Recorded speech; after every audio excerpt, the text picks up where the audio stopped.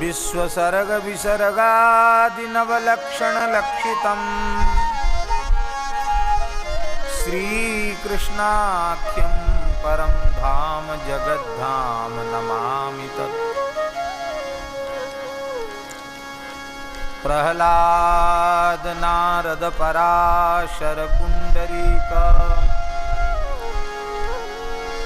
व्यासाम्बरीश शुक शौनक भीष्म दाल्भ्यान्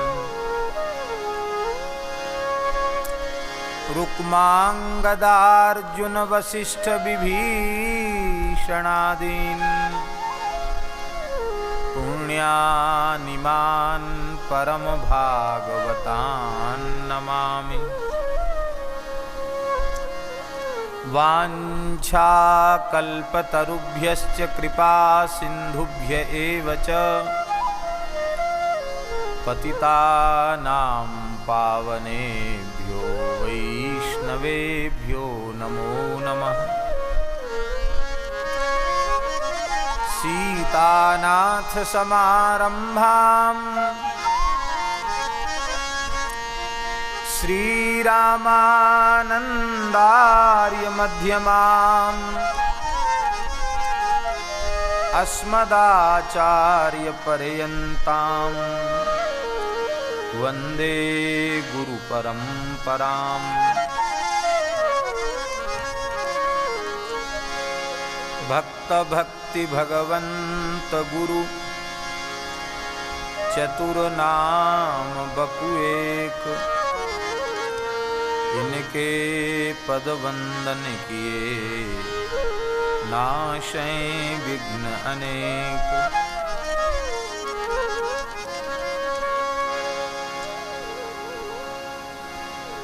ध्याये नित्यं महेशं रजत गिरिनिभं चारुचंद्रावतंसं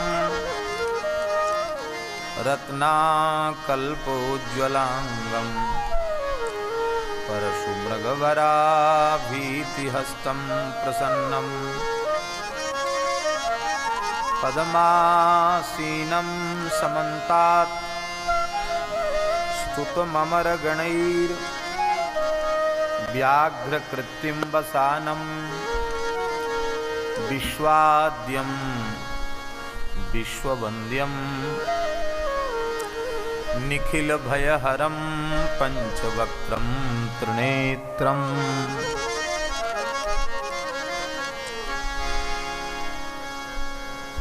तव तत्त्वं न जानामि कीदृशोऽसि महेश्वर, यादृशोऽसि महादेव तादृशाय नमो नमः।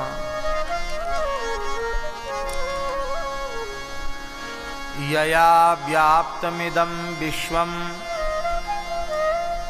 जगत्स्थावरजङ्गमं तां धेनुं शिरसा वन्दे भूतभव्यस्य मातरम्।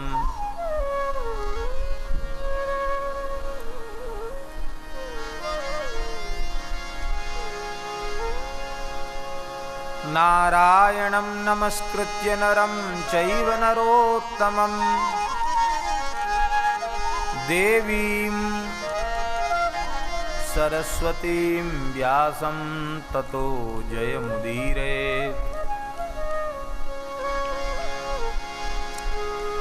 भक्त भक्ति भगवंत गुरु चतुर नाम बपु एक, इनके पद वंदन किए नाशै विघ्न अनेक। कुंद इंदु समदेह उमा रमण करुणा अयन, जाहि दीन पर नेह करहु कृपा मरदनमयन। वंदे महानंदमनंत लीलम महेश्वरम सर्वविभुम महांतम, गौरी प्रियं कार्तिक विघ्नराज समुद्भवं शंकरमादिदेवम्। सूत जी महाराज सुंदर सुभद्र वेदी पर विराजमान हैं। शौनक जी महाराज प्रश्न कर रहे हैं। व्यास शिष्य महाभाग सूत ज्ञान दयानिधे बद संभवतारांश्च यैरकार्षीत सताम शिवम।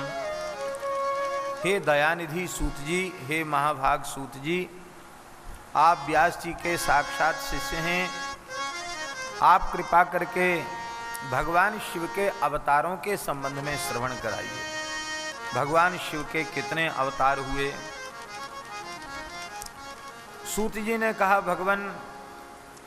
भगवान शिव के असंख्य अवतार हैं, किंतु उनमें कुछ प्रधान अवतारों का मैं स्मरण कर रहा हूँ। जो प्रश्न तुम आप सब हमसे कर रहे हो, यही प्रश्न सनत कुमार जी ने नंदीश्वर से किया था। नंदीश्वर ने उसका समाधान किया था। नंदीश्वर उवाच असंख्याता हि कल्पेषु विभो सर्वेश्वरस्य वै अवतारास्तथापि बच्म्यहं तान्यथा मति। यद्यपि विभिन्न कल्पों में भगवान शिव के अनंत असंख्य अवतार होते हैं, किंतु फिर भी यथामति में, यथा समय यथामति भगवान शिव के कुछ अवतारों का स्मरण कर रहा हूँ। 19वां कल्प, जिसका नाम श्वेत लोहित कल्प था, उसमें भगवान शिव का प्रथम सद्योजात अवतार हुआ। इसलिए सद्योजातम प्रपद्यामि सद्योजाताय वै नमो नमः इत्यादि प्रकार से मंत्रोच्चार करके वैदिक उनका स्मरण करते हैं। ब्रह्मा जी महाराज इस श्वेत लोहित कल्प में ध्यान मग्न थे। उसी समय उनसे शिखायुक्त श्वेत और लोहित वर्ण का एक दिव्य कुमार प्रकट हुआ। ब्रह्मा जी पहचान गए कि ये साक्षात भगवान शिव ही हैं, इसलिए ब्रह्मा जी ने उनको प्रणाम किया। सद्योजात नाम उनका स्मरण करके उन्होंने प्रणाम किया और वे बारंबार उनका चिंतन करने लगे।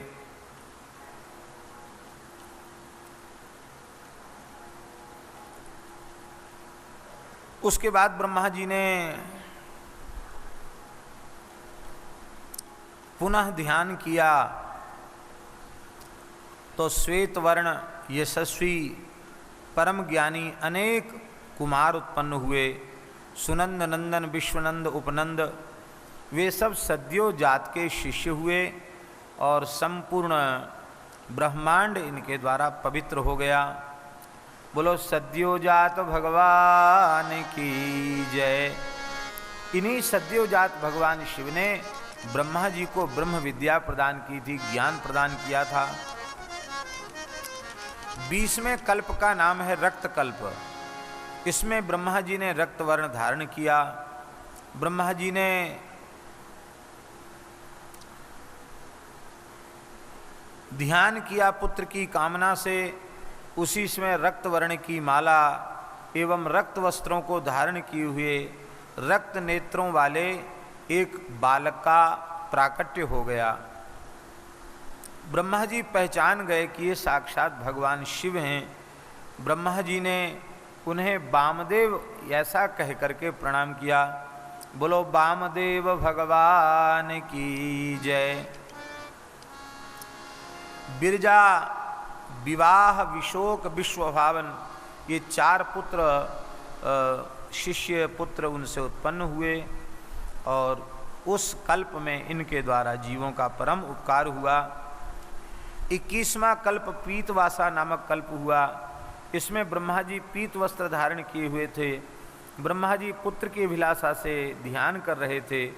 उसी समय पीतांबरधारी एक महान तेजस्वी महाबाहु महापुरुष प्रकट हुए। श्री ब्रह्मा जी महाराज ने पहचान लिया कि साक्षात भगवान शिव हैं। प्रणनाम ततो बुद्ध्या गायत्रीम शांकरीम विधि। ब्रह्मा जी ने उनको प्रणाम किया तो उनके भीतर से शिव गायत्री मंत्र प्रकट हुआ। ओम तत्पुरुषाय विद्महे महादेवाय धीमहि तन्नो रुद्रः प्रचोदयात्। ये मंत्र प्रकट हुआ शिव गायत्री का और वे उसका जप करते हुए महादेव जी का ध्यान करने लगे। ऐसे दिव्य स्वरूप में भगवान प्रकट हुए थे। बोलो भक्तवत्सल भगवान की जय। यह भी भगवान शिव का एक विशिष्ट अवतार है। भगवान शिव के ही श्री अंग से पार्श्व भाग से अनेक कुमार उत्पन्न हुए। वे सब योग मार्ग के प्रवर्तक आचार्य हुए।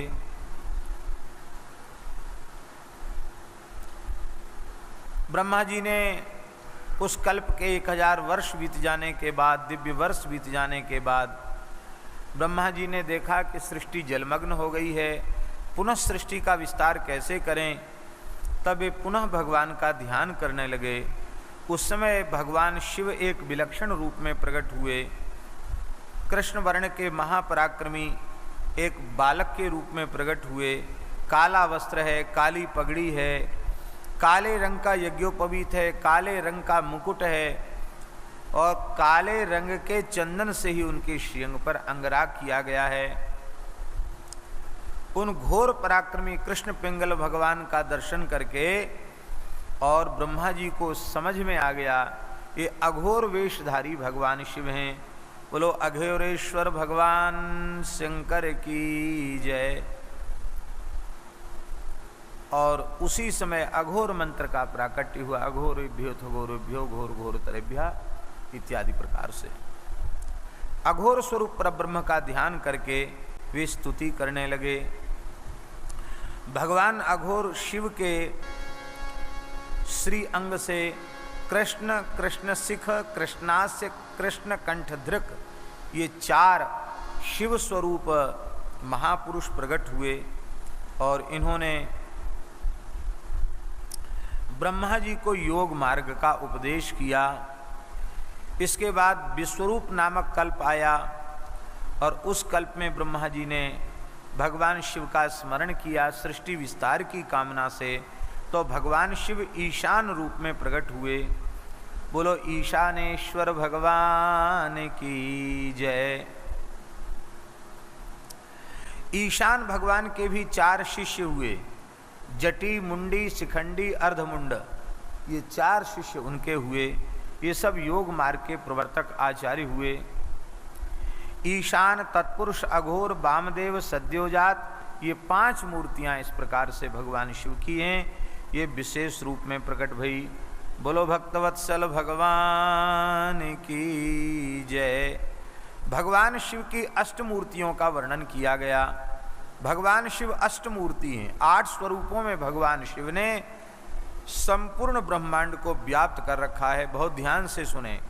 भगवान शंकर का एक नाम अष्टमूर्ति है। ये पृथ्वी भी शिव रूप ही है, जल भी शिव रूप है, अग्नि भी शिव रूप है, पवन भी शिव रूप है, आकाश भी शिव रूप है, क्षेत्रज्ञ माने आत्मा ये भी शिव रूप है और सूर्य और चंद्रमा ये मिलाकर 8 होते हैं।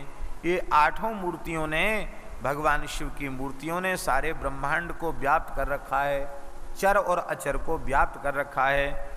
बोलो भक्तवत्सल भगवान की जय। भगवान शिव अर्धनारीश्वर स्वरूप में प्रकट हुए, जिसका हम वर्णन विद्येश्वर खंड में विद्येश्वर संहिता में कर चुके हैं। सती के प्रादुर्भाव की पुनः इस प्रकरण में चर्चा की गई और अलग अलग कल्प में अलग अलग व्यास जी होते हैं। इसका बड़ा सुंदर वर्णन शिव पुराण में है। 28 प्रकार के व्यास हुए हैं, अलग अलग कल्पों में अलग अलग व्यास, और वह प्रत्येक कल्प में व्यास प्रकट होकर के और इतिहास पुराण का लेखन करते हैं, वेदों का विभाग करते हैं। ऐसा है, इसलिए पुराण विद्या को भी सनातनी कहा गया। वर्तमान समय के विचारक तो पुराणों का काल निर्धारित करते हैं कि इतने 1000 साल पहले ईसा से पुराण लिखे गए,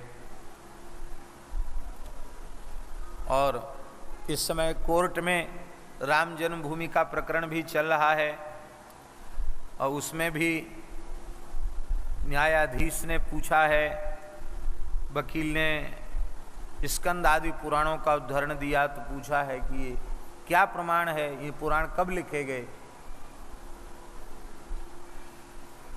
तो अपने पक्षकार वकील ने यही उत्तर दिया है कि व्यास जी के लिखे हुए हैं और व्यास जी द्वापर युग के हैं, कृष्ण काल के हैं, इसलिए 5,500 साल से पहले लिखे गए। लेकिन ये मान्यता भी ठीक है, पर हमारी मान्यता यह है कि पुराण सनातन है। 28वीं चतुर्युगी के अंत में भगवान कृष्ण द्वैपायन व्यास पुराणों का प्रेरण करते हैं और 24वीं चतुर्युगी के त्रेता में राम जी प्रकट होते हैं। वे रोज पुराण की कथा सुनते हैं। वेद पुराण वशिष्ठ बखान, वेद पुराण वशिष्ठ बखान,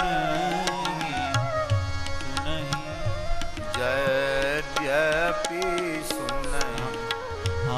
सुनहि राम, यद्यपि सब जानहि सुनहि राम, यद्यपि सब जानहि। और प्रत्येक कल्प में भगवान व्यास प्रकट होते हैं। वाराह कल्प के प्रथम से लेकर नवम द्वापर तक के व्यासों का शिवावतारों का वर्णन किया गया है। बोलो भक्तवत्सल भगवान की जय। वाराह कल्प से 10वें से 28वें द्वापर तक व्यासों का और भगवान शिव के अवतारों का वर्णन किया गया है। ये 28वें व्यास हैं श्री कृष्ण द्वैपायन व्यास जी महाराज। बोलो भक्तवत्सल भगवान की जय। श्री नंदीश्वरावतार का बड़ा सुंदर वर्णन किया गया है शतरुद्र संहिता में। सनत कुमार जी ने कहा कि भगवान ये सनत कुमार जी ने कहा कि भगवान आप भी भगवान शिव का ही स्वरूप हैं। हे नंदीश्वर भगवान, आप अपने प्रादुर्भाव की कथा सुनाइए। तो श्री नंदीश्वर भगवान ने कथा सुनाई है कि एक समय की बात है, मेरे पिता महर्षि शिलाद, उन्होंने अपने पितरों की प्रसन्नता के लिए, पितरों के उद्धार की कामना से संतान प्राप्ति का विचार किया। श्री महर्षि शिलाद ने कठोर तप आरंभ किया।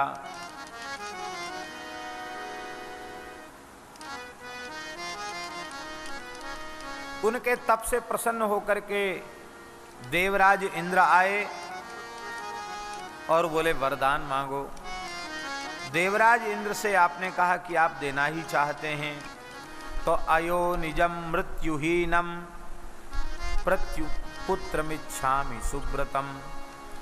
आप मुझे अयोनिज अजर अमर उत्तम व्रत वाले पुत्र को प्रदान कीजिए, जो किसी माता के गर्भ से उत्पन्न न हुआ हो। देवराज बोले, मैं योनिज पुत्र ही दे सकता हूं, अजर अमर मृत्यु से रहित जरा से रहित पुत्र में नहीं दे सकता। हमारा पावर है, हमारा अधिकार है, उतना ही मैं कर सकता हूं, उससे ज़्यादा मैं नहीं कर सकता। क्योंकि सबकी आयु निश्चित है, मेरी भी आयु निश्चित है, मेरे लोक का समय निश्चित है, तो मैं कैसे आपको अविनाशी पुत्र दे सकता हूं। हाँ, भगवान शिव चाहें तो वे जरूर दे सकते हैं।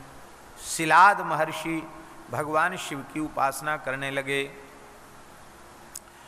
दिव्य 1 सहस्त्र वर्ष तक उन्होंने तप किया, देवताओं के वर्षों से 1 सहस्त्र वर्ष, और इतना डूब गए वे उपासना में कि दिव्य 1 सहस्त्र वर्ष भी उनको एक क्षण के जैसा व्यतीत हो गया।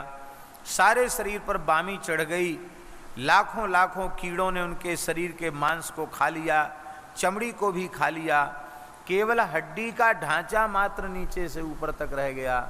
और फिर भी आप समाधि में स्थित होकर के भजन कर रहे थे, तप कर रहे थे। सतयुग में हड्डियों में भी प्राण रहता था। कृते अस्थिगत प्राणा, सतयुग में हड्डियों में भी प्राण रहता था। लेकिन कलौ अन्नगत प्राण, कलयुग में प्राण अन्नगत हैं, इसलिए कलयुग में प्राण शब्द का अर्थ ही अन्न है। इसलिए अन्नद प्राणद प्रोक्ता, पुराणों में लिखा है अन्नदाता प्राणदाता है, इसलिए अन्नदान को सबसे श्रेष्ठ कहा गया। सारा शरीर केवल अस्थि मात्र, अस्थि शेषो भवत पश्चात शिलादो मुनि सत्तमः। भगवान शंकर प्रसन्न हो गए, प्रकट होकर दर्शन दिया। वे पुकार रहे थे पर वे सुन ही नहीं रहे थे, वे इतनी गहरी समाधि में डूबे थे। तब भगवान शिव ने अपने दक्षिण कर कमल से महर्षि शिलाद का स्पर्श किया। यदा स्पृष्टो मुनिस्तेन करेण त्रिपुरारिणा तदेव मुनि शार्दूल उत्सर्ज तपक्रमम। भगवान के कर कमल का स्पर्श होते ही आपकी समाधि खुल गई, आपने तप छोड़ दिया और आपका दिव्य स्वरूप हो गया। भगवान शिव की आपने स्तुति की। शिलाद उवाच महेश यदि तुष्टोसी यदि वा वरदश्च मे इच्छामि त्वत्समं पुत्रम मृत्युहीन मयो निजम। हे भगवान, यदि आप मेरे ऊपर प्रसन्न हैं, वर देने के लिए पधारे ही हैं, तो आपके जैसा पुत्र मैं चाहता हूँ जो जरा और मृत्यु से रहित हो और अयोनिज हो, किसी माता के गर्भ से पैदा होने वाला न हो। शंकर जी ने कहा कि बिल्कुल ठीक है, हम अवश्य प्रदान करेंगे। मेरे आशीर्वाद से मैं स्वयं ही तुम्हारे पुत्र नंदी के रूप में उत्पन्न होऊंगा, अयोनिज पुत्र के रूप में जन्म लूँगा और तुम मेरे पिता होगे। यद्यपि मैं जगत पिता हूँ, लेकिन जब मैं तुम्हारा पुत्र बनूंगा तो पितुर्वै जगताम मुने, मैं जगत पिता हूँ और तुम्हें जगत पिता के पिता बनने का सौभाग्य प्राप्त हो जाएगा। भगवान शंकर अंतर्धान हो गए हैं और भगवान शिव उन्होंने शिलाद के भीतर ही प्रवेश किया। अयोनिज पुत्र चाहिए, शिवजी शिलाद के भीतर प्रविष्ट हो गए और प्रलयाग्नि के समान प्रदीप्त पुत्र को आप यज्ञ करने लगे। यज्ञ के लिए भूमि का कर्षण कर रहे थे और यज्ञ वेदी स्थापित करके जैसे ही आपने यज्ञ आरंभ किया, उसी समय आपके शरीर से एक दिव्य तेज निकला और वह तेज एक दिव्य बालक के रूप में परिवर्तित हो गया। इस प्रकार से अयोनिज बालक के रूप में नंदीश्वर प्रकट हुए। देवता ऋषि गंधर्व साध्यगण भगवान की स्तुति करने लगे, ब्रह्मादि देवता पुष्प वर्षा करने लगे, विष्णु शिव अंबिका आदि प्रसन्न होकर के गुणगान करने लगे, अप्सराएं नृत्य करने लगीं। महर्षि शिलाद ने देखा, शिलादोच माम दृष्ट्वा काल सूर्यानल प्रभम त्र्यक्षम चतुर्भुजम बालम जटा मुकुटधारिणम त्रिशूलाद्यायुधम दीप्तम सर्वथा रुद्ररूपिणम महानंद भर प्रीत्या प्रणम्य प्रणनाम च। अग्नि के समान कांति युक्त बालक है, सूर्य के प्रलयकालीन सूर्य के समान आभा है, 3 नेत्र हैं, 4 भुजाएं हैं, जटा मुकुटधारी त्रिशूलधारी। भगवान शिव को बालक के रूप में देखा।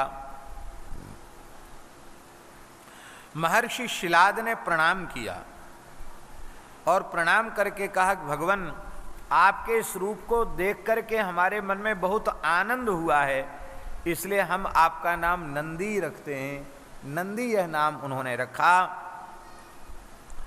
इसके बाद पर्णकुटी में लेकर के बालक को चले गए शिलाद ऋषि और जैसे ही वहाँ पहुँचे तो भगवान नंदीश्वर कह रहे हैं कि मैंने अपने शिव रूप का तिरोभाव कर लिया और एक सामान्य बालक के रूप में मैं सामने प्रकट हो गया। महर्षि शिलाद रोने लग गए, शंकर जी कहाँ गए।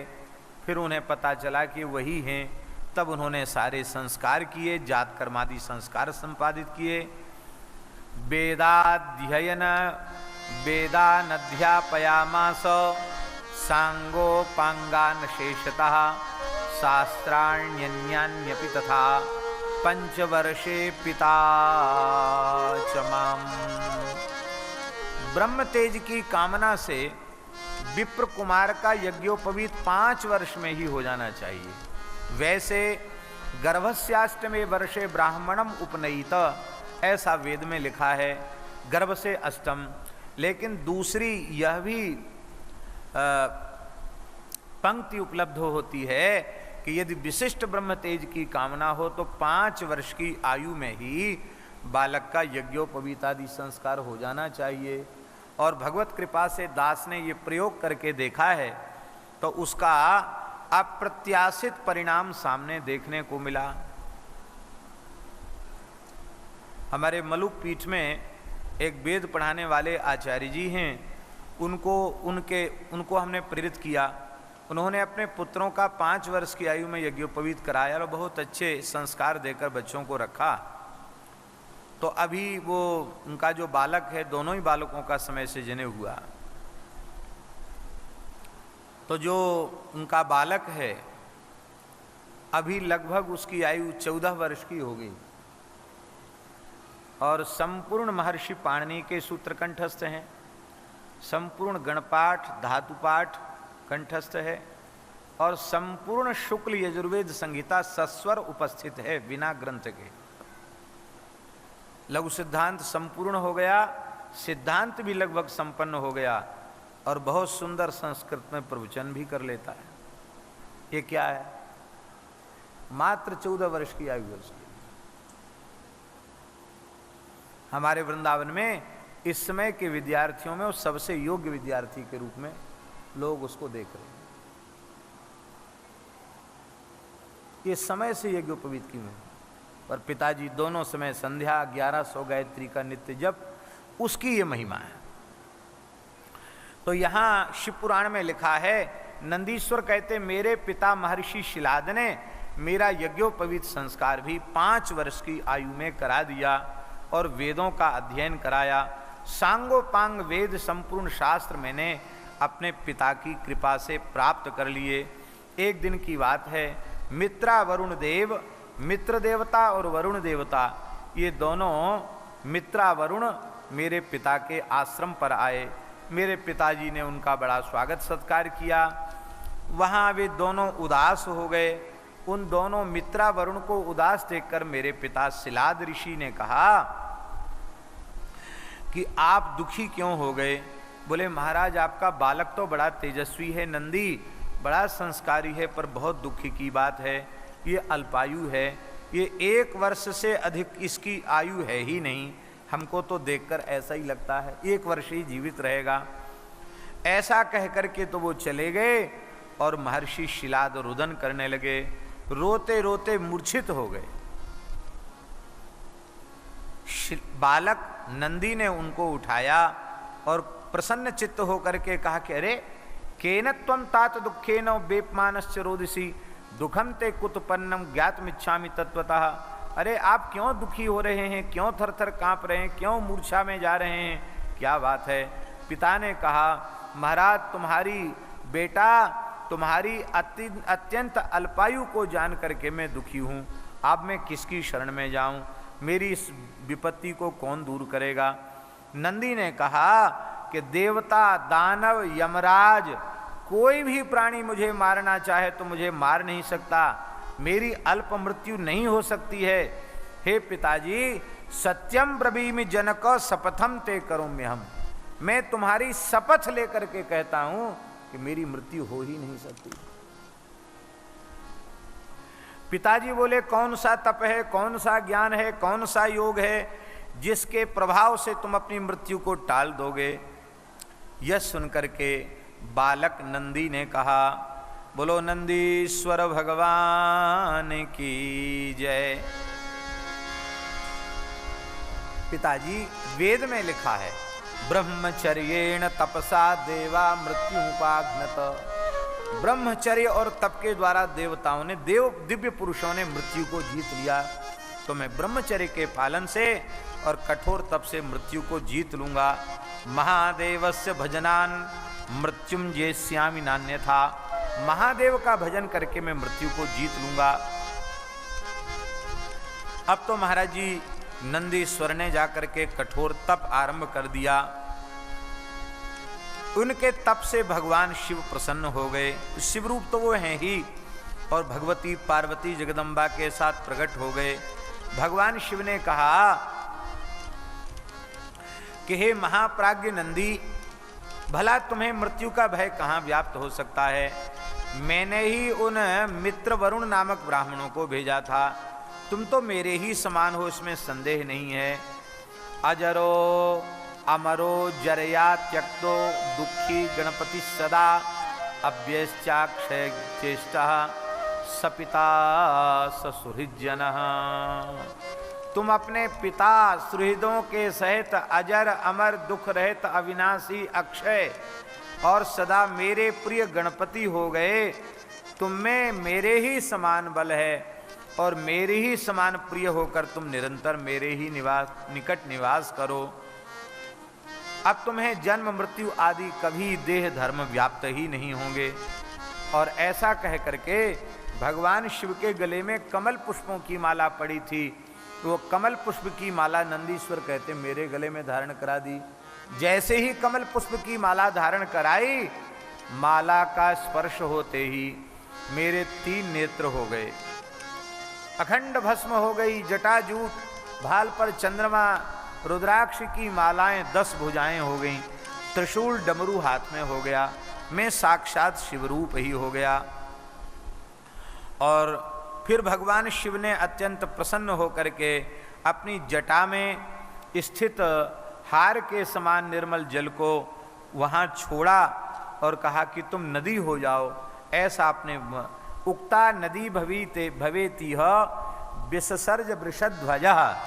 भगवान शिव ने छोड़ा तो उस समय स्वच्छ जल वाली अत्यंत पवित्र 5 नदियां इस धरती पर प्रकट हो गईं। जटोदका, त्रिस्रोता, वृषध्वनि, स्वर्णोदका और जम्बू नदी, ये 5 नदियां प्रकट हो गईं। ये पंचनद नामक बड़ा सुंदर देश है, उसके पृष्ठ देश में ये सब विद्यमान हैं। जपेश्वर महादेव वहाँ विराजमान हैं। इनकी पूजा दर्शन करने से शिव सायुज्य प्राप्त होता है। बोलो भक्तवत्सल भगवान की जय। पार्वती जी ने कहा कि अब मैंने इस नंदीश को अपने पुत्र के रूप में स्वीकार कर लिया है। ये मेरे परम प्रिय पुत्र हैं, इनको आप गणेश्वर पद पर अभिषिक्त करो। भगवान शिव ने गणेश्वर पद पर अभिषिक्त किया और सभी गणों को बुलाकर कह दिया कि अब तुम सब में प्रधान यही हैं, इनकी आज्ञा मेरी आज्ञा मानी जाएगी। नंदीश्वर भगवान कहते हैं कि मेरा विवाह भी भगवान शंकर ने कराया। मरुत कन्या सुयसा से मेरा विवाह कराया और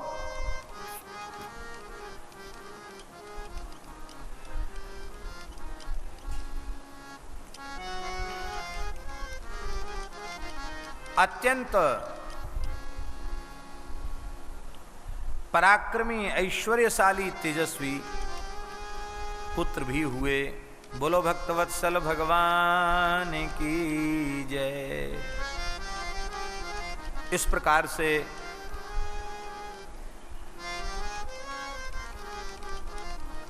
पार्वती जी ने पूछा नंदीश्वर तुम्हें क्या चाहिए।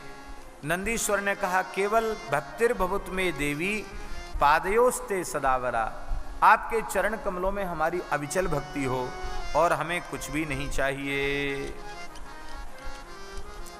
भगवती ने कहा कि तुम्हारी वंश परंपरा का कभी क्षय नहीं होगा, तुम्हारी वंश परंपरा निरंतर बनी रहेगी। ये आशीर्वाद भगवती उमा ने कृपा पूर्वक प्रदान किया। भगवान शिव के भैरव अवतार का वर्णन है। कहते हैं एक बार ब्रह्मा और विष्णु में विवाद हो गया। ब्रह्मा जी विष्णु भगवान का अपमान कर रहे थे, कह रहे थे कि मैं ही ज्येष्ठ हूँ, श्रेष्ठ हूँ, प्रजा की उत्पत्ति करने वाला हूँ। भगवान विष्णु उनको समझा रहे थे। जब विवाद बढ़ गया तो उस विवाद के शमन के लिए भगवान शिव प्रकट हो गए। उन्होंने समझा, भाई विवाद क्यों कर रहे हो, ये विवाद उचित नहीं है। ब्रह्मा जी ऊटपटांग शंकर जी को भी बोलने लग गए। ब्रह्मा जी के पहले 5 मस्तक थे। भगवान शंकर ने अपने भ्रू मध्य से तत्काल अपना ही स्वरूप जो भैरव हैं उनको प्रकट कर दिया। बोलो श्री भैरव जी महाराज की जय। तो भगवान शंकर ने उनको अपने क्रोध से उत्पन्न किया और उनका नाम रखा काल भैरव। बोलो श्री काल भैरव जी महाराज की जय। साक्षात कालभद्राज से साक्षात काल राजस्ततो भवान। तुम काल के समान दिखाई पड़ रहे हो, इसलिए तुम्हारा नाम काल भैरव होगा। ये काल भैरव हो गए। और कहा तुमसे काल भी डरेगा।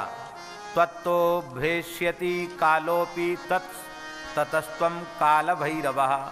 काल भी तुमसे डरेगा, इसलिए तुम्हारा नाम काल भैरव होगा। तुम दुष्टात्माओं का मर्दन करोगे, इसलिए तुम्हारा नाम आमर्दक होगा। तुम दर्शन मात्र से जीवों के पापों का भक्षण कर जाओगे, इसलिए एक नाम तुम्हारा पाप भक्षण होगा। और या में ध्यान से सुनिए, या में मुक्तिपुरी काशी सर्वाभ्योपि गरीयसी आधिपत्यम च तस्यास्ते कालराज सदैव ही। हे काल भैरव, संपूर्ण पुरियों में जो मुक्ति की पुरी काशी है, श्रेष्ठ है, उस काशी का आधिपत्य मैं तुम्हें प्रदान करता हूँ। काशी के अधिपति, काशी के क्षेत्रपाल, काशी के कोतवाल श्री काल भैरव जी महाराज हैं।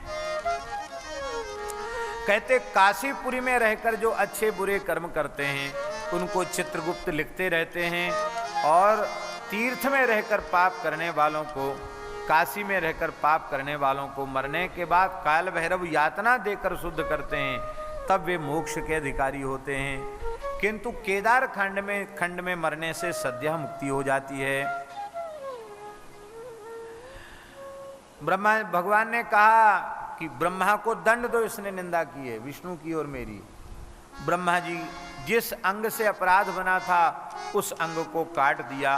कौन से अंग से अपराध बना था? 5वें मस्तक से। 5वें मस्तक को अपने बाएं हाथ के नखों से भैरव जी ने काट दिया। अब तो ब्रह्मा जी ठंडे पड़ गए। ब्रह्मा जी ने स्तुति की और भगवान शिव ने विचार किया, यदि हम आदर्श की स्थापना नहीं करेंगे तो आगे लोग ब्राह्मणों को मारने लग जाएंगे। ब्राह्मण ऊटपटांग बोलता है तो ऊटपटांग बोलने वाले ब्राह्मण को जिंदा क्यों छोड़ो, मार दो। तो ब्राह्मण के शरीर का बड़ा महात्म्य है, ब्राह्मण की बड़ी महिमा है, ब्राह्मण का वध नहीं होना चाहिए। इसलिए भगवान ने मर्यादा स्थापित किया, ब्रह्म हत्या को प्रकट कर दिया, और ब्रह्म हत्या ने भैरव जी का पीछा किया। भैरव जी से कहा, जाओ पूरे धरती के तीर्थों की, ये ब्रह्मा का कपाल हाथ में लेकर के धरती के तीर्थों की यात्रा करके आओ। काशीपुरी लौट करके आओगे, वहां तुम्हारे हाथ से कपाल गिर जाएगा और तुम पाप से मुक्त हो जाओगे। इस प्रकार से ब्रह्म हत्या पीछे चल रही है। और भैरव जी ने सारी धरती के तीर्थों में स्नान किया भिक्षाटन करते हुए, और जैसे ही काशी में प्रवेश किया, काशी पहुंचते ही ब्रह्म हत्या भस्मसात हो गई, कपाल हाथ से गिर गया, और भैरव जी काशीपुराधीश्वर के रूप में, काल भैरव रूप में विराजमान हो गए। ये है काशी का महात्म्य। ब्रह्म हत्या काशी के भीतर प्रवेश नहीं कर सकती, वहीं भस्म हो गई ब्रह्म हत्या का पाप। बोलो भक्तवत्सल भगवान की जय। इस प्रकार से भैरव जी के भी बड़े चरित्र हैं। आज भी काल भैरव रूप से भगवान शिव काशी में विराजमान हैं। मार्गशीर्ष मास के कृष्ण पक्ष की अष्टमी तिथि को काल भैरव का प्राकट्य हुआ है। मार्गशीर्ष सिताष्टम्याम काल भैरव सन्निधौ उपोष्य जागरण कुर्बन महापापैः प्रमुच्यते। काशी में जाकर जो व्यक्ति अगहन कृष्ण अष्टमी को काल भैरव की सन्निधि में उपवास करके जागरण करता है, वो संपूर्ण ब्रह्महत्या आदि जैसे पापों से मुक्त होकर के शिवलोक का अधिकारी हो जाता है। कहते हैं विश्वेश्वरे पिये भक्ता नो भक्ता काल भैरवे ते लभन्ते महादुख्याम काश्याम चैव विशेषतः। काशी में जो विश्वनाथ जी की भक्ति तो करते हैं पर काल भैरव जी की भक्ति नहीं करते हैं, वो काशी में नहीं रह पाते हैं, उनको बहुत दुख मिलता है उनको। इसलिए काशी में रहने वाले को विश्वनाथ जी के दर्शन के साथ काल भैरव का भी दर्शन नित्य करना चाहिए। नित्य न करे तो कम से कम सप्ताह में मंगलवार रविवार एक दिन तो दर्शन का नियम बनाना चाहिए। एक कहावत है कि काल भैरव जी का डंडा चलता है 6 महीना। 6 महीने तक कोई काशी में रह जाए, कहीं बाहर न जाए, तब विश्वनाथ जी भैरव जी कृपा कर देते हैं, फिर काशी में कुछ न कुछ उसे प्राप्त हो जाता है। और नहीं तो महाराज काशी में लोग रह नहीं पाते हैं। बोलो भक्तवत्सल भगवान की जय। गोस्वामी श्री तुलसीदास जी महाराज ने विनय पत्रिका में भैरव जी का बड़ा सुंदर स्मरण किया है। बोलो श्री काल भैरव जी महाराज की जय।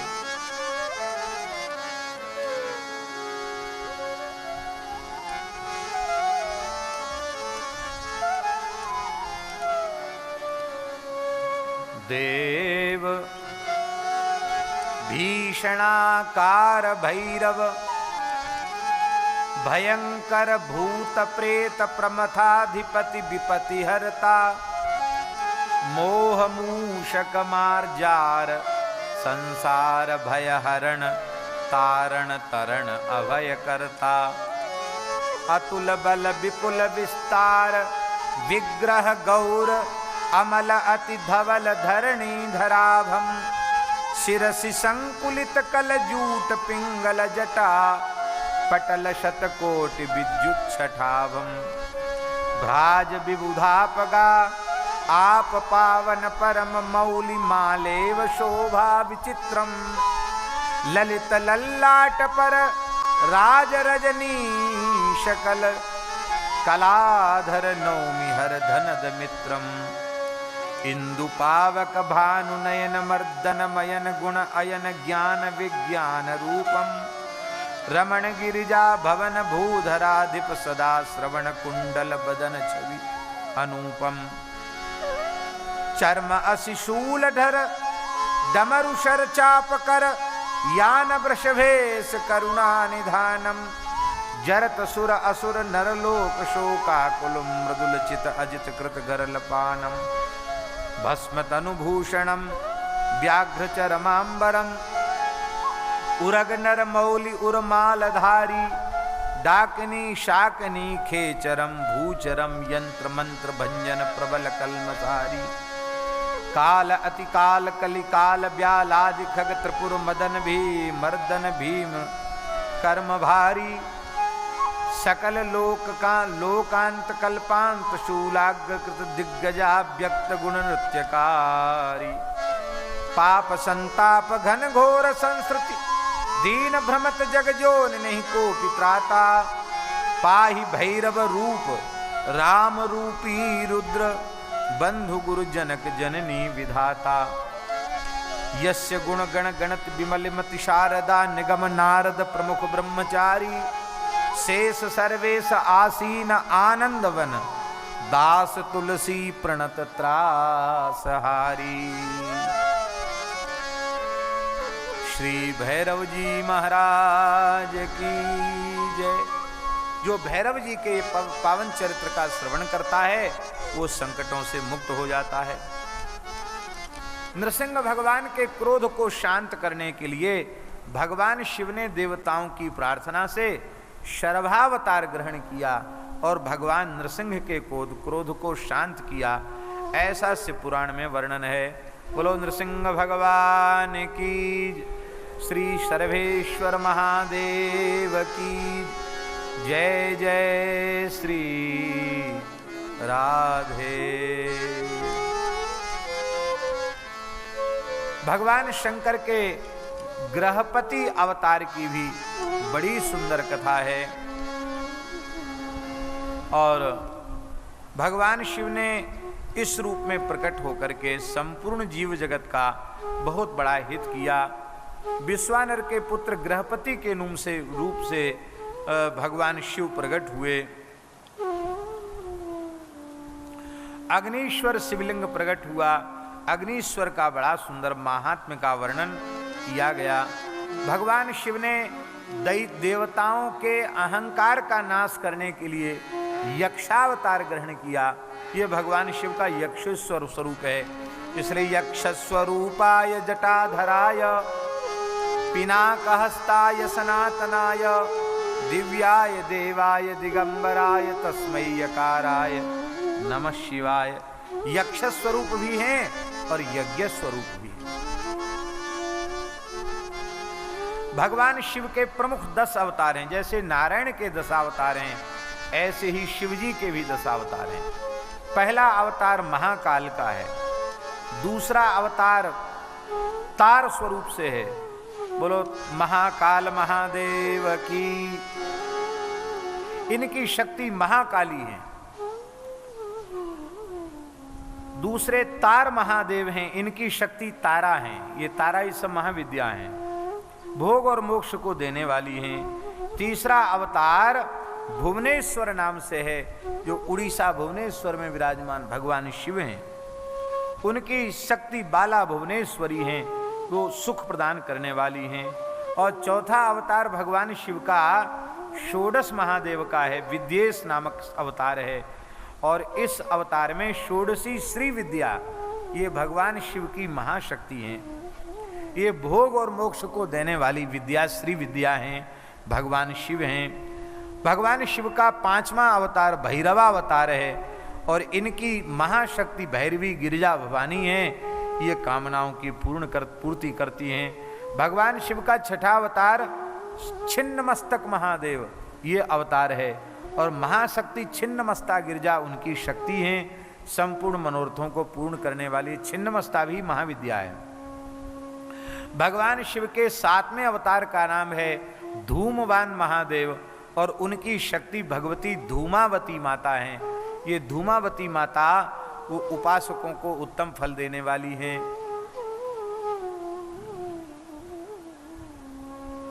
हमारे यहाँ दतिया में धूमावती माता को श्री पीताम्बर पीठ वाले स्वामी जी ने विराजमान किया। शनिवार वहाँ दर्शन होता, बड़ी भीड़ होती है। सौभाग्यवती माताएं वहाँ दर्शन नहीं करती हैं। हमारे पूज्य गोरेलाल कुंज वाले महाराज जी गए, बड़े सरल महापुरुष हैं। शनिवार था, बड़ी भीड़ थी, बोले चलो दर्शन कर लो। वहाँ लिखा था सौभाग्यवती माताएं दर्शन न करें। महाराज जी बोले भाई हम लोग तो सौभाग्यवती ही हैं, इसलिए हम तो दर्शन नहीं करेंगे, दूर से ही राम राम करके चले आए। ये बात इसलिए हम स्मरण कर रहे हैं कि भीतर के भाव की बात है, कितना पुष्ट भाव। बोलो भक्तवत्सल भगवान की, धूमावती माता की जय। भगवान शिव का 8वां अवतार बगलामुख महादेव है और इनकी शक्ति भगवती बगलामुखी हैं। ये आनंद स्वरूपिणी हैं और ये उपासक के समस्त मनोरथों को पूर्ण करती हैं। भगवान शिव का 9वां अवतार मातंग शिव है और इनकी शक्ति मातंगी हैं। ये भी महाविद्या हैं, कामनाओं को पूर्ण करने वाली हैं। और भगवान शिव का 10वां अवतार कमल महादेव है, ये भोग और मोक्ष को देने वाला है। इनकी शक्ति का नाम पार्वती कमला है, जो भक्तों का पालन करती हैं। ये भगवान शिव के 10 अवतार हैं। इनका श्रवण करने से संपूर्ण पाप नष्ट हो जाते हैं। संपूर्ण यंत्र मंत्र तंत्र सब इन्हीं पर आधारित हैं। बड़ा अद्भुत इनका महात्म्य है। भगवान शिव के 11 रुद्रावतार का भी वर्णन है। भगवान शिव के 11 रुद्रावतार में महर्षि कश्यप की कई पत्नियां हैं। उनमें एक पत्नी का नाम है सुरभि उन सुरभि, उसी को गौ माता कहते हैं, सुरभि नाम वाली पत्नी से और 11 स्वरूपों में भगवान शिव ने अवतार ग्रहण किया। बोलो एकादश रुद्र भगवान की जय। 11 स्वरूपों में भगवान ततस्स शंकर सर्वः सत्यम कर्तुम स्वकम वचः रुसुराभ्याम कश्यपा यज्ञे एकादश स्वरूपवान। इसलिए माता रुद्राणाम, ऐसा वेद में लिखा है, माता रुद्राणाम, गौ माता 11 रुद्रों की माता हैं। बोलो गौ माता की जय, एकादश रुद्र भगवान की जय। ये 11 रुद्र कौन कौन हैं? कपाली, पिंगल, भीम, विरूपाक्ष, बिलोहित, शास्ता, अजपाद, अहिर्बुध ने शंभु, चंड, भव, ये 11 सुरभि पुत्र हैं। इस प्रकार से गौ माता की महिमा को बढ़ाया। बोलो भक्तवत्सल भगवान की जय। इन एकादश रुद्रों के जो अनुचर रुद्र हैं वो करोड़ों की संख्या में हैं। इसको जो श्रवण करता उसको भुक्ति मुक्ति प्राप्त हो जाती है। भगवान शिव के अवतार दुर्वासा ऋषि भी हैं। दुर्वासा जी भी शिवावतार हैं। अत्रि महर्षि ने तप किया था, ब्रह्मा जी चंद्रमा के रूप में प्रकट हुए, विष्णु भगवान दत्तात्रेय के रूप में प्रकट हुए और शंकर भगवान दुर्वासा मुनि के रूप में प्रकट हुए। योग मार्ग के प्रवर्तन के लिए ही ये प्रकट भय हैं। और इन्होंने संन्यास पद्धति की मर्यादा को विधि पूर्वक स्थापित किया है। और महाराज जी इन्होंने परीक्षाएं बहुत लोगों की ली। क्यों ली परीक्षाएं? बहुत ऊंची बात शिव पुराण में लिखी है। चक्रे धर्म परीक्षाम च बहुनाम स दयापरा। अत्यंत दयालु भगवान दुर्वासा ने धर्म परीक्षा इसलिए ली कि उन धर्मात्माओं की कीर्ति पूरे ब्रह्मांड में उजागर हो जाए। यदि वे परीक्षा न लेते, अम्बरीश जी की परीक्षा दुर्वासा जी ने न ली होती तो अम्बरीश जी की भक्ति के महात्म्य को संसार कैसे जानता? अम्बरीश जी का नाम नहीं जानता। इन्होंने अम्बरीश जी की भी परीक्षा ली थी। और महाराज जी इन्होंने राम जी की भी परीक्षा ली। राम जी के लीला संवरण में यही कारण बने, कथा आप सबको मालूम है। भगवान श्री कृष्ण की भी परीक्षा इन्होंने ली थी। ऐसे भगवान शिव के अवतार महर्षि दुर्वासा जी हैं। बोलो श्री दुर्वासा जी महाराज की जय। शिव जी के ही अवतार श्री हनुमान जी महाराज हैं। रुद्र शतरुद्र संहिता के 20वें अध्याय में श्री हनुमान जी का अवतार का वर्णन है। साक्षात भगवान शिव ही हनुमान जी के रूप में प्रकट भये हैं। कहते हैं नंदीश्वर भगवान चरित्र सुना रहे हैं। बोले एक बार भगवान शिव भगवान नारायण के मोहिनी स्वरूप का दर्शन करके अत्यंत मुग्ध हो गए। उनका आलिंगन करने के लिए दौड़े और उस समय भगवान शिव का अमोघ तेज स्खलित हुआ, जिसे सप्तर्षियों ने पत्र पुटक में स्थापित किया। और गौतम ऋषि की पुत्री अंजना अत्यंत कठोर तप कर रही थी पर्वत पर। तब उनके दक्षिण कर्ण के माध्यम से उस तेज को वायु ने अंजना के गर्भ में प्रतिष्ठित किया। कर्ण द्वारा तथांजन्याम राम कार्यार्थ माहितम। राम जी के कार्य के लिए अंजना के दक्षिण कर्ण के माध्यम से वह तेज उनके गर्भ में स्थापित किया गया। वही श्री हनुमान जी के नाम से प्रकट हुए। कार्तिक कृष्ण पक्ष की चतुर्दशी तिथि को अर्धरात्रि के समय श्री हनुमान जी प्रकट हुए। बोलो हनुमान जी महाराज की जय। कल्प भेद से चैत्र पूर्णिमा को भी हनुमान जी का प्राकट्य माना जाता है। दूसरे दिन अमावस्या थी, दीपावली, तो भूखे थे हनुमान जी। माता अंजनी कंदमूल फल लेने गई थी। हनुमान जी, लिखा है महाराज जी शिव पुराण में, रविबिंबम भक्षमा बभक्षासु ज्ञात्वा लघु फलम प्रगे। ये छोटा सा फल है ऐसा मानकर हनुमान जी ने एक क्षण में हजारों लाखों योजन दूर जाकर के सूर्य भगवान को अपने गले में, अपने मोहड़े में रख लिया। उनको चूसने लग गए। अरे बोले इनमें तो कोई स्वाद नहीं है, हैं? कोई सोचा था कोई फल है, लड्डू पेड़ा है कुछ, पर अपने मुख में रख लिया। अंधकार हो गया, देवताओं ने स्तुति किया है, आपने जो है भगवान सूर्य को अपने कपोल से बाहर कर दिया। आगे चलकर उनका यज्ञोपवीतादि संस्कार हुआ और सूर्यात पपाठ सपकृत्वा नित्यम तदंतिकम, भगवान सूर्य से ही आपने संपूर्ण विद्याओं का अध्ययन किया, उल्टे चल करके। बाचले पगन गम गगन मगन मम क्रम को न भ्रम कपि बालक बिहार सो। ऐसे विचित्र श्री हनुमान जी महाराज हैं। सूर्य के अंश से उत्पन्न जो सुग्रीव हैं उनकी सहायता की। हनुमान जी ने सुग्रीव जी को राम जी की शरणागति प्रदान कराई। हनुमान जी ने ही विभीषण को राम जी की शरणागति प्रदान कराई। ऐसे हनुमान जी के बड़े अद्भुत चरित्र हैं। कई हनुमान जी के चरित्रों का यहाँ अध्याय में वर्णन किया गया है और इसी अध्याय में भगवान श्री राम ने रामेश्वर शिवलिंग की स्थापना की। इसका वर्णन शिव पुराण में किया गया। श्री हनुमान जी के एक विलक्षण चरित्र का भी वर्णन इसी अध्याय में है कि मही रावण हरण करके ले गया था भगवान श्री राम लक्ष्मण को, तो पाताल लोक से वे लेकर के आए और मही रावण का वध करके भगवान श्री राम लक्ष्मण को भी संकट से मुक्त किया। ये हनुमान जी स्वयं शिव जी ही राम कार्यार्थ हनुमान जी के रूप में विराजे हैं। बोलो श्री हनुमान जी महाराज की। इति ते कथितं तात हनुमच्चरितं वरम धन्यम यशस्य मायुष्यम सर्वकाम फलप्रदम। हे सनत कुमार जी, ये हनुमत चरित्र हमने आपको कहा, जो इसको श्रवण करता है उसको धन यश आयु सब प्राप्त हो जाती, उसकी कामनाएं पूर्ण हो जाती हैं। जो श्रद्धापूर्वक सुनता सुनाता है वो संपूर्ण भोगों को प्राप्त करके अंत में मोक्ष प्राप्त करता है। शिवजी के महेशावतार का वर्णन और अंबिका के शाप से कुछ काल के लिए भैरव रूप में, वेताल रूप में भैरव जी का विचरण का भी चरित्र आया है।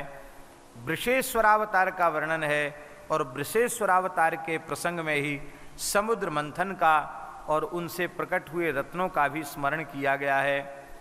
विष्णु भगवान के द्वारा भगवान शिव के वृषभेश्वर स्वरूप का स्तवन किया गया और भगवान शिव के पिप्पलाद अवतार का बड़ा सुंदर वर्णन है। बोलो पिप्पलाद अवतार की जय। महर्षि पिप्पलाद ये भी भगवान शिव का ही स्वरूप हैं। ये अनरण्य की पुत्री पद्मा के साथ पिप्पलाद का विवाह हुआ और इनका बड़ा जीवन पवित्र है, बड़ा दिव्य चरित्र है। भगवान शिव के वैश्यनाथ नामक अवतार का भी बड़ा सुंदर वर्णन किया गया है। बोलो वैश्यनाथ भगवान की जय। भगवान शिव के द्विजेश्वर अवतार का वर्णन किया गया।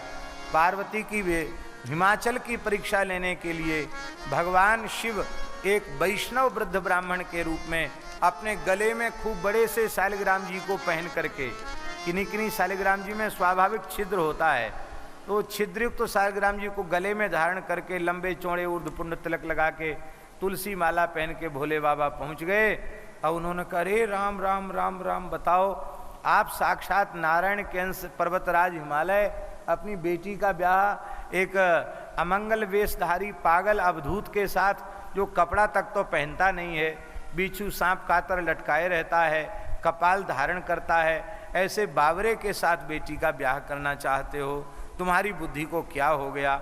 इस तरह से बहकाने आए थे। तो जिस स्वरूप में वो बहकाने आए थे वो द्विजेश्वर अवतार है। बोलो द्विजेश्वरावतार भगवान की जय। आप कहेंगे कैसा क्यों कहा, बाद में फिर उनको समझाया गया, उनका समाधान हुआ। ऐसा इसलिए कि जैसी श्रद्धा हिमालय और मैना की थी, उस श्रद्धा से कन्यादान करते तो वे अपने परिवार के सहित मुक्त होकर शिवलोक चले जाते, तो धरती से हिमालय का अस्तित्व मिट जाता है। हिमालय के बिना गंगा नहीं, हिमालय के बिना क्या है, हिमालय भारत माता का मुकुट है। बोलो पर्वतराज हिमालय की जय। इसका मतलब है कि चाहे जितना योग्य दान का पात्र हो, किंतु दाता की श्रद्धा में अणुमात्र भी न्यूनता आ गई तो दाता को दान का पूरा फल नहीं मिलेगा। इसलिए जो भी दान करो बहुत श्रद्धा पूर्वक दान करो, उसमें नाटक मत करो। बोलो भक्तवत्सल भगवान की जय। नल दमयंती का चरित्र महाभारत में अत्यंत प्रसिद्ध है। नल दमयंती के ऊपर अनुग्रह करने के लिए भगवान शिव ने हंस रूप धारण किया था। यतीश्वर हंसावतार का भी बड़ा सुंदर वर्णन है। बोलो हंसावतार भगवान की जय। भगवान शिव ने नीललोहित रुद्र के रूप में नाभाग के ऊपर कृपा करने के लिए अवतार ग्रहण किया था। भागवत जी में चरित्र प्रसिद्ध है। बोलो नीललोहित भगवान की जय। भगवान शिव ने अवधूतेश्वर रूप में प्रकट होकर के बड़ी अद्भुत लीला की है। भगवान शिव के भिक्षुवर्य अवतार का वर्णन है। बहुत सुंदर सुंदर अवतारों का निरूपण इस ग्रंथ में किया गया है। उपमन्यु महर्षि के ऊपर कृपा करने के लिए भगवान शिव ने सुरेश्वरावतार ग्रहण किया है। बोलो श्री उपमन्यु महर्षि की जय। ये उपमन्यु महर्षि भगवान श्री कृष्ण के दादा गुरुजी हैं। भगवान श्री कृष्ण के शिक्षा गुरुजी श्री सांदीपन महर्षि और सांदीपन महर्षि के गुरुजी महर्षि उपमन्यु। ये व्याघ्रपाद ऋषि के पुत्र हैं।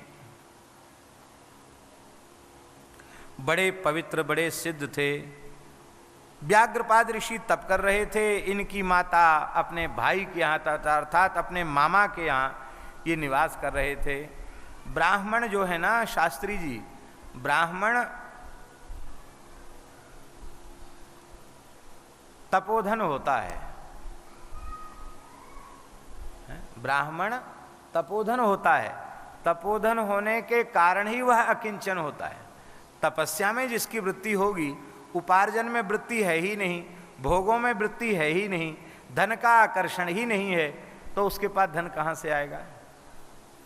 इसलिए हमारे वेदादि शास्त्रों में, इतिहास पुराणों में ब्राह्मण अकिंचन होते थे, क्योंकि वे तपोधन होते थे। तो ये अपने मामा के यहाँ बचपन में निवास कर रहे थे। मामा भी शिलोंच वृत्ति से निर्वाह करने वाले अकिंचन ब्राह्मण थे। एक दिन की बात है, आपके ममेरे भाई को उनकी माँ ने थोड़ा सा दूध दिया, तो आप हट पड़ गए। थोड़ा ही सा दूध था, ज़्यादा दूध था नहीं घर में, तो थोड़ा सा दूध आपने भी पिया। बड़ा स्वादिष्ट लगा, नाचने लगे दूध पी करके। और माँ से बोले हमको और दूध पिलाओ। माँ बोली थोड़ा दूध था, अब देवता के पूजन में, यज्ञ में, सब में गाय का ही पदार्थ काम आता है, अब तो दूध नहीं है बेटा। आप रोने लगे। तब आपको देखा छोटा बालक इतना रोष कर रहा है, नाराज हो रहा है, तो थोड़ा जौ और चावल का आटा थोड़ा घोल करके, मथ करके, थोड़ा शक्कर डाल के, बूरा डाल के, घोट घाट के दे दिया। बोले पियो दूध। इन्होंने पिया। बोले ये तो और कोई चीज़ है, दूध नहीं है ये, हम तो दूध का स्वाद जानते नहीं है कि ये दूध नहीं है। फेंक दिया आपने, नहीं पिया और रोने लगे हमको दूध लाओ, दूध लाओ। तो इनकी माँ ने बड़े भोलेपन से कहा बेटा इतना दूध का प्रेम है तुमको, तो शंकर जी की उपासना करो। शंकर जी कृपा करेंगे तो गिलास 2 गिलास दूध नहीं, कटोरी 2 कटोरी दूध नहीं, वो कृपा करेंगे तो दूध का समुद्र तुमको दे देंगे।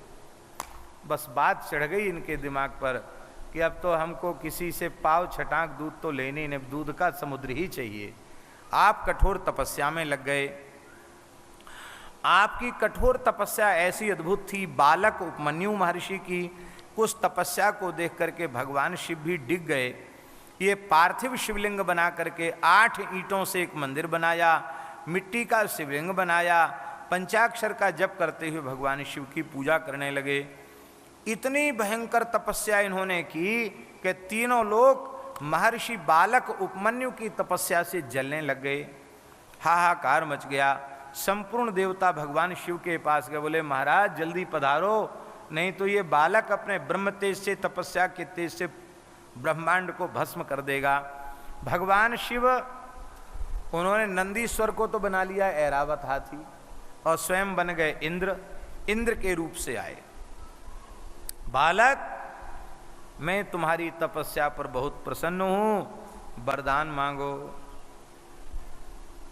तुम्हारे मन में जो अभीष्ट हो कहो, अवश्य हम देंगे। बरयामि शिवे भक्ति मृत्युवाच कृतांजलि। हाथ जोड़ करके बालक ने कहा, हमें तुमसे कुछ नहीं चाहिए, तुमको यदि दे सकते हो ना तो भगवान शिव के चरण कमलों में हमारी अविरल भक्ति हो, यही वरदान आप कृपा करके दो। इतना सुनते ही भगवान शिव ही इंद्र बन के आए थे। वो परीक्षार्थ बोले कि अरे तुम मुझे पहचानते नहीं हो, मैं 33 कोटि देवताओं का अधीश्वर देवराज इंद्र हूं। तुम मेरे भक्त हो जाओ, मेरी निरंतर पूजा करो, मैं तुम्हारा कल्याण करूंगा। त्यज रुद्रंच निर्गुणम, जिसमें कोई गुण ही नहीं, ऐसे शिव की उपासना क्यों करते हो? महाराज जी कहां तक कह दिया? बोले पिशाचत्वम उपागता। शिवजी तो देवता होकर भी पिशाच जैसे हो गए। स्मशान में रहते हैं, हड्डियों की माला पहनते हैं, चिता भस्म लगाते हैं, कपाल धारण करते हैं, ये तो पिशाच रूप हो गए हैं। इतना सुनते ही बालक उपमन्यु अत्यंत रुष्ट हो गए। बोले अरे तुमने भगवान शिव को निर्गुण और पिशाच कहा, प्रकृति से परे ब्रह्मा विष्णु आदि के सेव्य भगवान शिव की तुमने निंदा की है। तुम भगवान शिव के स्वरूप को नहीं जानते हो। भगवान शिव सत भी हैं, असत भी हैं, व्यक्त भी हैं, अव्यक्त भी हैं, नित्य हैं, एक हैं, अनेक हैं। अब उनसे ही हमको चाहिए, भाग जाओ यहां से। तुमने भगवान शिव की निंदा की है। मैं भगवान शिव को छोड़कर किसी को सामने झुक नहीं सकता, कुछ भी मांग नहीं सकता। न प्रार्थये पशुपते रण्यम देवादिकम स्फुटम, इसको कहते अनन्य भक्ति। बोले तुम चले जाओ, हम कुछ लेंगे तो भगवान शिव से ही लेंगे। ऐसा कहकर बालक उपमन्यु रोने लगे। बहुत ध्यान से सुने, बड़ा अद्भुत चरित्र है।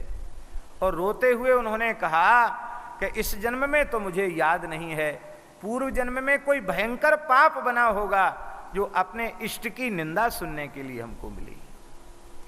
महर्षि उपमन्यु कहते हैं भगवान शिव की निंदा, गुरु की निंदा, अपने पूज्यों की निंदा सुनने को मिले तो समझना चाहिए किसी भयंकर पाप का ये भयंकर परिणाम है।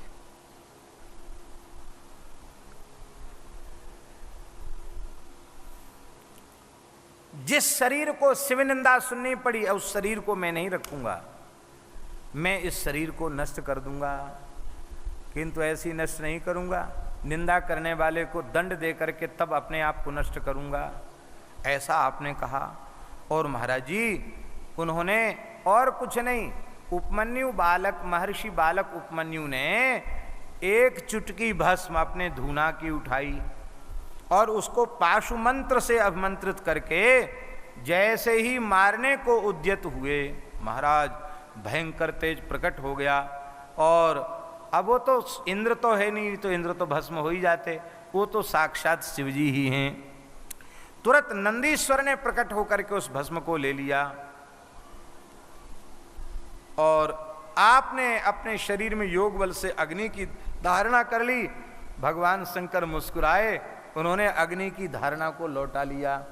और जैसे ही ये ध्यान से जगे, इन्होंने देखा कि वहाँ ऐरावत नहीं, इंद्र नहीं, वहाँ तो नंदीश्वर पर विराजमान भगवान देवाधिदेव शिव जगदम्बा पार्वती के साथ बैठे हैं। बालक उपमन्यु ने लौट कर साष्टांग दंडवत प्रणाम किया। भगवान शिव ने कहा एहि समाहूय मूर्धन्याघ्राय ददौ वरान। जैसे भगवान विष्णु ने ध्रुव जी पर वात्सल्य दिखाया, ऐसे ही भगवान शिव ने उपमन्यु पर वात्सल्य दिखाया। उनका मुख चूमा, उनका मस्तक सूंघा और कहा हमने तुम्हारी परीक्षा कर ली, तुम मेरे दृढ़ भक्त हो, अनन्य भक्त हो।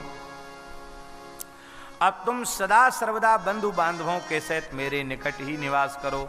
ऐसा कहकर भगवान शिव ने कहा देखो अब तो महाराज सोने के, हीरों के, जवाहरात के पहाड़ सामने लगे हैं। दूध का समुद्र, दही का समुद्र, घी का समुद्र, रस का समुद्र, ये तमाम समुद्र, खीर का समुद्र, ये सब उपस्थित हो गए। बोले ये सब पदार्थ तुम्हारे लिए हैं। बोलो भक्तवत्सल भगवान की जय। पार्वती जी ने कहा आज से मैंने तुम्हें अपना पुत्र मान लिया, अब तुम्हारी अवस्था ज़्यादा होगी ही नहीं, तुम सदा कुमार ही बने रहोगे, मेरे पुत्र ही बने रहोगे। बोलो भक्तवत्सल भगवान की जय। तब उपमन्यु को भगवान शिव ने कृपा करके 10 दिव्य वरदान, पाशुपत व्रत, पाशुपत ज्ञान, व्रत योग, भाषण, अभिक्षमता, दक्षता और अपना पद, इतनी चीजें भगवान शिव ने कृपा पूर्वक उन्हें प्रदान की। बोलो श्री उपमन्यु महर्षि की जय। और भगवान शिव ने आशीर्वाद दिया कि तुम्हारा बांधव, तुम्हारा गोत्र कुल अक्षय बना रहेगा। ऐसा भी वर्णन पुराणों में मिलता है कि उपमन्यु गोत्रीय जो ब्राह्मण हैं उनके द्वारा मंत्र जप की शीघ्र सिद्धि होती है। पार्वती के मनोभाव की परीक्षा करने के लिए भगवान शिव के ब्रह्मचारी अवतार का वर्णन है। यह वर्णन हम कर चुके हैं पार्वती खंड में, जहाँ शंकर जी ब्रह्मचारी बनकर के पार्वती जी की प्रेम परीक्षा करने आए थे। एक अवतार भगवान शिव का नटावतार है, इसकी भी चर्चा हम पार्वती खंड में कर चुके हैं, जहाँ पार्वती के प्रेमाग्रह पर भगवान शिव हिमांचल के आंगन में नटवेश में पधारे थे, नटराज राज रूप में, और डमरू बजा बजा कर, श्रृंगी बजा बजा कर, नाच कर आपने और प्रसन्न किया महाराज को, महारानी को। बोले महाराज जोगी बाबा ले जाओ कुछ सोना चांदी हीरा जवाहरात पाट पटंबर ले जाओ, उनको कुछ नहीं चाहिए। तुम यदि हमारे नृत्य गान से खुश हो तो अपनी बेटी गौरा को हमारी झोली में डाल दो। और तो मैना जी बड़ी नाराज हो गई, कैसा अवधूत आया, हमारी पुत्री को मांगता है। और हिमांचल जी आ गए। कथा आप लोग सुन चुके हैं। हिमांचल ने सेवकों को कहा भगाओ इसको यहाँ से, कैसे घुसाया महल के भीतर। अब तो महाराज जो सेवक निकट जाता वो उनके तेज के कारण निकट पहुंच नहीं पाता। अंत में उस विलक्षण नट ने विष्णु रूप में नृत्य किया, ब्रह्मा रूप में नृत्य किया, इंद्र रूप में नृत्य किया। तब वो समझ गए कि ये सामान्य नट नहीं है, ये तो साक्षात भगवान शिव हैं। ये भगवान शिव के नटावतार का वर्णन है, भगवान शिव के द्विजावतार का वर्णन है। अश्वत्थामा भी भगवान शिव का ही अवतार है। शिव पुराण में अश्वत्थामा के रूप में भगवान शिव प्रकट हुए हैं। द्रोणाचार्य जी ने कठोर तपस्या की है और तपस्या से प्रकट होकर भगवान शिव ने पुत्र रूप में आने का वर दिया है। और अश्वत्थामा के रूप में भगवान शिव संहार मूर्ति के रूप में प्रकट हुए थे, क्योंकि यदि अश्वत्थामा जैसे वीर कौरवों के पक्ष में न होते तो युद्ध ही नहीं होता। युद्ध नहीं होता तो पृथ्वी का पर जो दुष्टों का भार बढ़ गया तब वो कैसे हल्की होती धरती। इसलिए इनका वर्णन है, बड़ा अद्भुत चरित्र है। आज भी दीर्घजीवी रूप में वे विराजमान हैं। श्री शिवपुराण में लिखा है त्रैलोक्य सुखदो द्यापी वर्तते जाह्नवी तटे। तीनों लोगों को सुखी करने वाले अश्वत्थामा जी आज भी सदैव गंगा के तट पर विचरण करते रहते हैं। किसी किसी भाग्यशाली को श्री अश्वत्थामा जी का दर्शन हो जाता है और सब जगह घूमते हैं वो। हो सकता है यहाँ भी घूम रहे हों, पथमेड़ा गोधा में इतनी गौ माता यहाँ पवित्र जगह है, ऐसे घूमते हैं और किसी किसी भाग्यशाली को उनका दर्शन हो जाता है। ये अष्ट चिरजीवियों में इनका नाम है। इनमें सबसे पहले नाम इनका लिया गया अश्वत्थामा वेदव्यासो हनुमास विभीषण कृप परशुरामश्च सप्तैते चिरजीवना सप्तैतान संस्मरे नित्यम मार्कंडे मथाष्टमम जीवेद वर्ष शतम सोपी सर्व व्याधिवर्जिता। भगवान शिव ने अर्जुन के ऊपर अनुग्रह करने के लिए, उनको पाशुपतास्त्र प्रदान करने के लिए भगवान शिव ने किरात रूप से अर्जुन को दर्शन दिया और युद्ध किया। वो किरातार्जुनीयम में भी इसका बड़ा सुंदर वर्णन किया गया है, शिव पुराण में भी इसका वर्णन है। मूक नाम के दैत्य का वध भी भगवान शिव ने किरात रूप से प्रकट होकर के किया। भील रूप से भगवान शिव ने गणेश्वर रूप से प्रकट होकर के इनको प्रसन्न किया। तात्पर्य यही है कि जितने संसार में रूप हैं सब शिव रूप ही हैं। इसलिए रुद्री में जो है तो सब स्वरूपों में शिवजी को ही नमस्कार किया गया है, सर्वरूप उनको माना गया है। भगवान शिव का यह किरातेश्वर अवतार है। बोलो किरातेश्वर भगवान की जय। भगवान शिव के ज्योतिर्लिंगों के अवतार का वर्णन है। सौराष्ट्रे सोमनाथश्च श्रीशैले मल्लिकार्जुनः उज्जैन्यां महाकाल ओंकारे चामरेश्वरः केदारो हिम्बत्पृष्ठे डाकिन्यां भीमशंकरः वाराणस्यां च विश्वेशत्रम्बको गौतमी तटे वैद्यनाथश्चिता भूमौ नागेशो दारुकावने सेतुबंधे च रामेशो घुष्मेशश्च शिवालये। ये भगवान शिव के 12 अवतार हैं। इनमें प्रथम अवतार सोमनाथ ज्योतिर्लिंग के रूप में है। इस रूप में दक्ष प्रजापति ने चंद्रमा को शाप दे दिया था, तुम अपनी 27 पत्नियों में से रोहिणी से अधिक प्रेम करते हो, विषम व्यवहार है तुम्हारा, जाओ तुमको राजयक्ष्मा हो जाए, टीवी हो जाए। बेचारे बहुत पीड़ित होने लगे टीवी के कष्ट से, राजयक्ष्मा से, तपेदिक से ब्रह्मा जी की शरण में गए। ब्रह्मा जी ने प्रभासक क्षेत्र में भगवान शिव की उपासना का उपदेश किया। भगवान शिव ने कृपा करके इनकी रक्षा कर ली। आज भी भगवान शिव सोमनाथ महादेव के रूप में विराजमान हैं। बोलो सोमनाथ भगवान की जय। ये 12 ज्योतिर्लिंगों में प्रथम ज्योतिर्लिंग हैं। दूसरे ज्योतिर्लिंग मल्लिकार्जुनम हैं। इनका श्रीशैल पर अवतार हुआ है। कार्तिकेय जी को मनाने के लिए भगवान शिव वहाँ प्रकट भये हैं।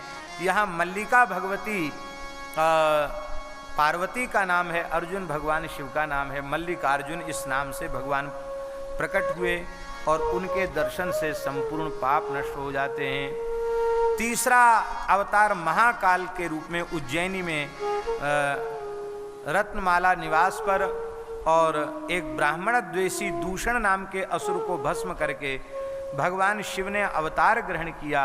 वो भगवान का महाकाल अवतार है। बोलो महाकालेश्वर भगवान की जय। भगवान शिव का चौथा अवतार नर्मदा तट पर ओंकार पर्वत जो विंध्यगिरी का शिखर है उसमें ओंकारेश्वर रूप में अवतार है। वहां 2 रूपों में भगवान शिव हैं। नर्मदा जी के इस पार अमलेश्वर और उस पार में ओंकारेश्वर, मध्य में ओंकारेश्वर। तो ओंकारम अमलेश्वर, ममलेश्वर नहीं है, ओंकारम अमलेश्वरम, वो ओंकार हैं और ये अमलेश्वर हैं, 2 मिलाकर एक ही हैं। बोलो ओंकारेश्वर भगवान की जय। भगवान शिव का 5वां ज्योतिर्लिंगावतार केदारनाथ के रूप में है। ये नरनारायण भगवान ने तपस्या करके आपको प्रकट किया है ज्योतिर्लिंग के रूप में। पांडवों की गोत्र हत्या को भी इन्होंने दूर किया है। यहाँ भगवान शिव भैंसा के रूप से प्रकट हो गए। भीमसेन ने पकड़ लिया तो पृष्ठभाग यहाँ है, मस्तक भाग जो है पशुपतिनाथ में उनका मस्तक है। इसलिए केदारनाथ के 5 केदार हैं और पूरा दर्शन का पुण्य जब केदारनाथ दर्शन के बाद पशुपतिनाथ जी का दर्शन हो जाता है तब उनका दर्शन पूर्ण माना जाता है। बोलो केदारनाथ भगवान की जय। भगवान शिव का 6ठा ज्योतिर्लिंग अवतार भीम शंकर है। यहाँ भीम नामक असुर का वध करके भगवान शिव ने और दर्शन दिया है। बोलो भीमा शंकर भगवान की जय। डाकिनी स्थान में वे आज भी विराजमान, डाकिन्याम भीम शंकरम। विश्वनाथ रूप से भगवान काशी में अवतरित हुए हैं और लिखा सर्व ब्रह्मांड रूपश्च भुक्ति मुक्ति प्रदो मनो। ये विश्वनाथ शिवलिंग पूरे ब्रह्मांड का स्वरूप माने जाते हैं, भोग और मोक्ष दोनों प्रदान करने वाले हैं। यहाँ लिखा है कि भैरव जी सबसे पहले नित्य विश्वनाथ भगवान का पूजन करते हैं। राम नाम सुना करके मरने वालों को राम तारक का उपदेश करके भगवान शिव मोक्ष प्रदान करते हैं। भगवान शिव का 8वां ज्योतिर्लिंग त्र्यंबकेश्वर महादेव है। महर्षि गौतम की प्रार्थना पर भगवान शिव ज्योतिर्लिंग के रूप में प्रकट हुए हैं। इनके दर्शन से संपूर्ण कामनाएं पूर्ण हो जाती हैं। बोलो श्री गौतमेश्वर महादेव की जय। बोलो श्री त्र्यंबकेश्वर महादेव की जय। श्री गोदावरी गंगा की जय। भगवान शिव का 9वां ज्योतिर्लिंगावतार वैद्यनाथेश्वर है। रावण को भगवान शिव ने कृपा करके आत्मलिंग दिया था और रावण उसको लेकर के चला। ठाकुर जी जाना नहीं चाहते थे लंका, बोले तुम जहाँ कहीं बीच में रख दोगे वहाँ से आगे बढ़ेंगे नहीं। एक ग्वारिया वहाँ गैया चरा रहा था, बोले ले ये शिवलिंग रखो, तब तक मैं हाथ पैर धो के आता हूँ, लोक शंका करके आता हूँ। अब रावण ने उठाया तो शंकर जी उठे नहीं, आज भी वहीं विराजमान है। बोलो भोले बाबा की, वैद्यनाथ महादेव की जय। 10वां ज्योतिर्लिंग नागेश्वर रूप से है, जो दुष्टों का दमन करने वाला है। ये दारुक नाम के राक्षस को मार करके वैश्यों के स्वामी सुप्रिय की रक्षा इन्होंने की थी। ये भगवान ज्योतिर्लिंग रूप से विराजमान है। बोलो नागेश्वर महादेव की जय। 11वें ज्योतिर्लिंग के रूप में भगवान श्री राम ने रामेश्वर महादेव को विराजमान किया है। रामचंद्र प्रिय करो राम संस्थापितो मुने। बोलो श्री रामेश्वर भगवान की जय। कहते रामेश्वर भगवान के वरदान से ही राम जी को विजय प्राप्त हुई थी, ऐसा लिखा है। ज्योतिर्लिंग रूप में आज भी भगवान रामेश्वरम में विराजमान हैं। यहाँ महाराज जी लिखा है कि रामेश्वर की महिमा कोई वर्णन ही नहीं कर सकता, ऐसा लिखा है शिव पुराण में। रामेश्वर से महिमाद्भुतो भुवि चातुला, इस धरती पर अतुलित महिमा है, वर्णन कोई कर ही नहीं सकता, इतनी महिमा है। क्यों न हो, साक्षात मर्यादा पुरुषोत्तम भगवान श्री राम ने अपने करकमल से विराजमान किया है। ये संपूर्ण मनोरथ को पूर्ण करते हैं। जितने भी तीर्थ हैं वे शिवलिंग युक्त हैं, बिना शिवलिंग के कोई तीर्थ बन ही नहीं सकता। तीर्थ जहाँ होगा वहाँ शिवजी जरूर होंगे। बोलो भक्तवत्सल भगवान की जय। काशी में अलग अलग दिशाओं में कौन कौन शिवलिंग विराजमान हैं उनका भी स्मरण किया गया है।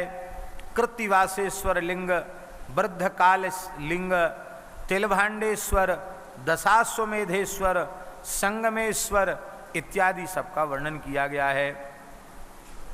भूतेश्वर को अर्धनारीश्वर स्वरूप में भी कहा गया।